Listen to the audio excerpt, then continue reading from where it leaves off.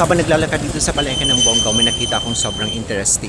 Hindi uso ang kilo-kilo ng mga isda dito. 100 ang isa?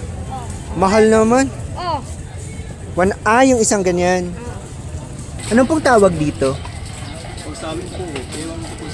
Ito ba yung puffer fish? Yung lumolobo?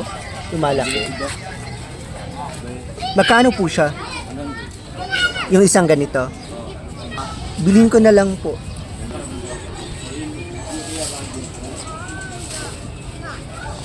Magkano?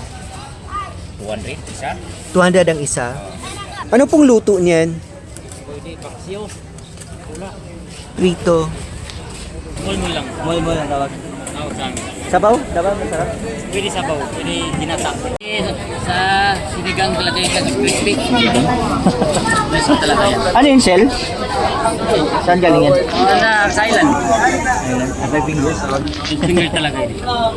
Ayun lang.